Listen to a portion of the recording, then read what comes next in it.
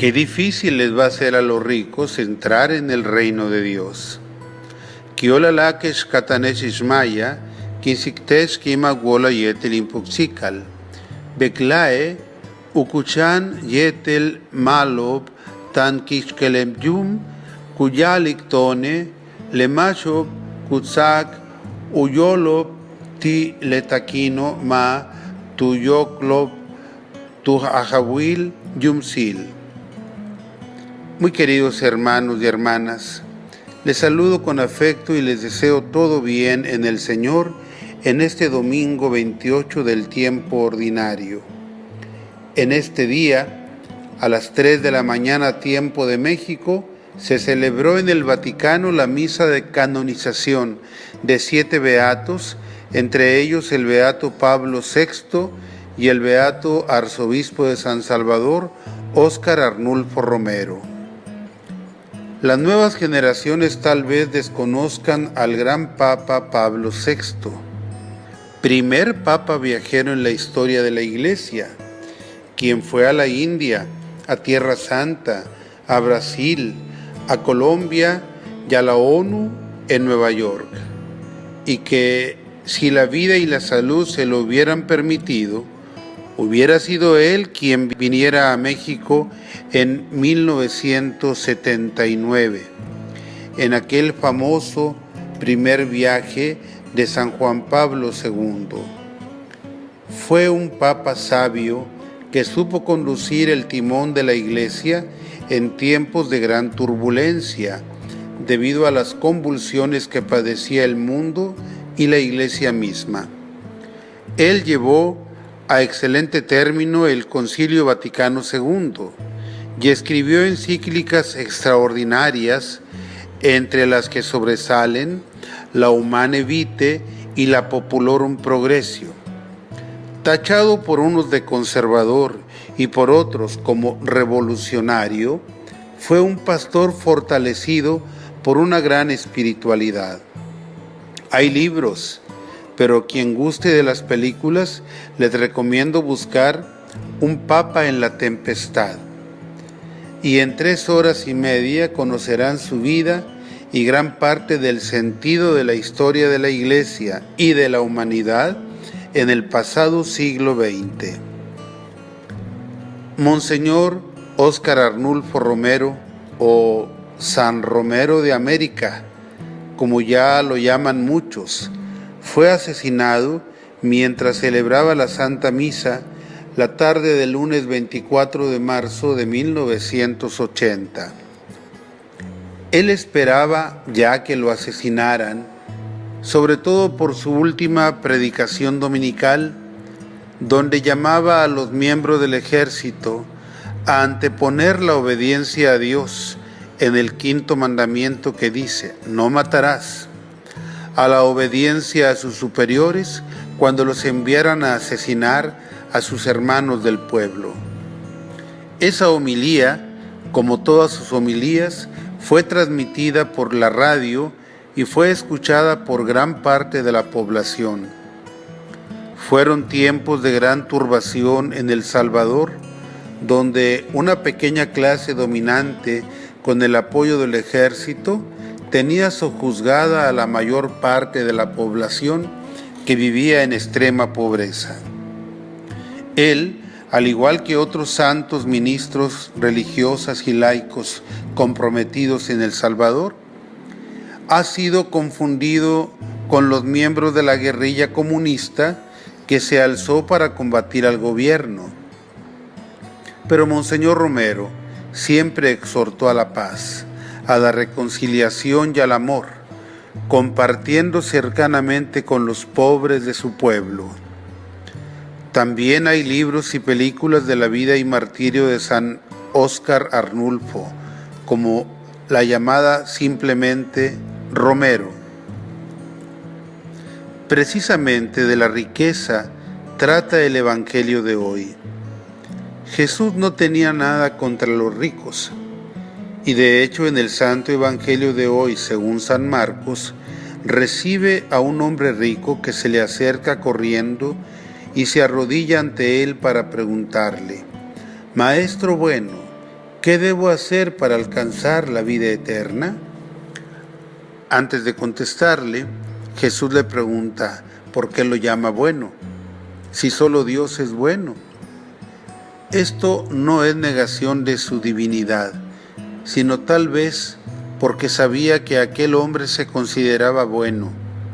Solo Dios es por esencia bueno. Nosotros, si hoy somos buenos, mañana quién sabe cómo seremos. Es decir, que la bondad de nosotros no es una esencia, sino una conquista diaria. Jesús le recuerda a aquel hombre que hay que observar los mandamientos para alcanzar la vida eterna. Y el hombre le responde con satisfacción que él ha cumplido con todos los mandamientos desde muy joven. Pero Jesús lo mira con amor y le pone un gran reto para ver si está dispuesto a seguirlo y le dice: solo una cosa te falta, ve y vende lo que tienes, da el dinero a los pobres y así tendrás un tesoro en los cielos. Después ven y sígueme. Ese texto evangélico no hemos de aprovecharlo para juzgar a los ricos, sino como siempre, para juzgarnos a nosotros mismos. Jesús ya sabe que es rico y lo atiende muy bien. Luego lo mira con amor para invitarlo a seguirlo. Cuando el hombre se retira triste y apesadumbrado, Jesús comenta a sus discípulos: qué difícil les va a ser a los ricos entrar en el reino de Dios. Los apóstoles se sorprenden porque siempre habían entendido, como se enseñaba en Israel equivocadamente, que la riqueza era una bendición de Dios y la pobreza un castigo. Pero Jesús completa su enseñanza diciendo: hijitos, qué difícil es para los que confían en las riquezas entrar en el reino de Dios. Por confiar en sus riquezas, aquel hombre no aceptó la invitación de Jesús para seguirlo. Y nosotros podemos rechazar muchas invitaciones de Dios por poner nuestra confianza en la riqueza. De hecho, hay pobres que piensan que no pueden ocuparse de Dios mientras no les sobre el dinero. Así es que para escuchar a Dios me puede estorbar la riqueza que tengo o la que quisiera tener. No es necesario hablar de millones. Un poquito de dinero nos puede impedir el seguimiento de Dios, si en eso poquito ponemos nuestra confianza.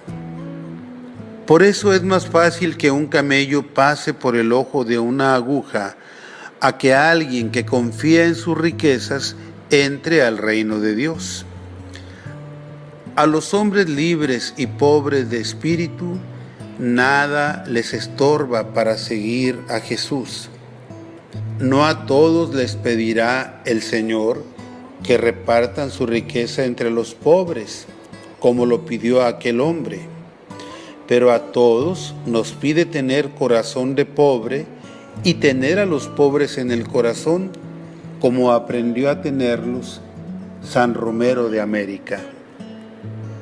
En esa libertad interior y pobreza de espíritu, los apóstoles lo habían dejado todo, y entonces Jesús les promete: yo les aseguro, nadie que haya dejado casa, hermanos o hermanas, o padre o madre, o hijos o tierras, por mí y por el Evangelio, dejará de recibir en esta vida el 100 por 1 en casas, hermanos, hermanas, madres, hijos y tierras, junto con persecuciones, y en el otro mundo la vida eterna.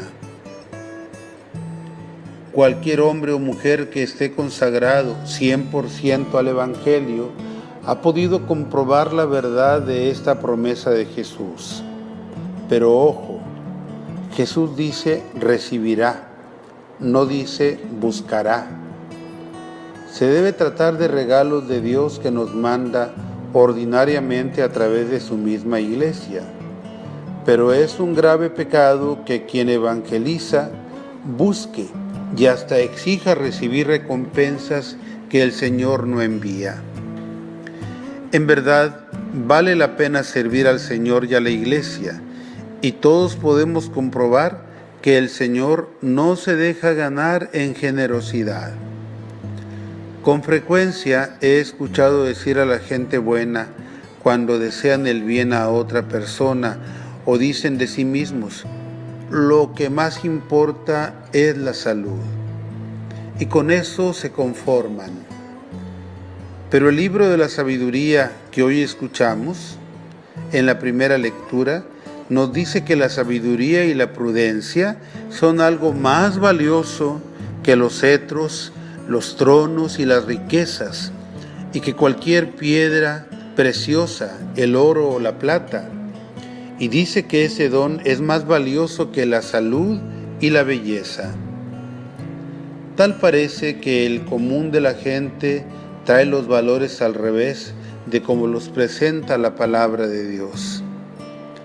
Y a propósito de la palabra de Dios, debemos tomar en cuenta que ella no es palabra muerta en un libro, porque un mismo pasaje lo puedes leer 1000 veces y recibir 1000 mensajes distintos conforme a lo que el Señor te quiere decir en cada ocasión, de acuerdo a su voluntad y las circunstancias.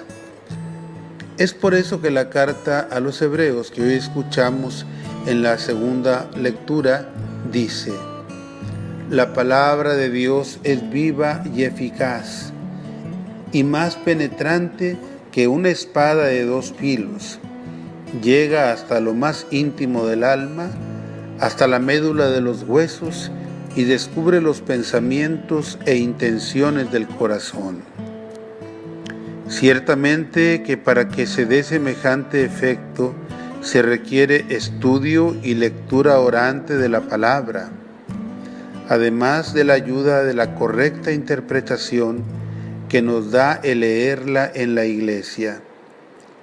Acerquémonos pues a la palabra de Dios y a Dios mismo ante el sagrario y ante el santuario de nuestro corazón,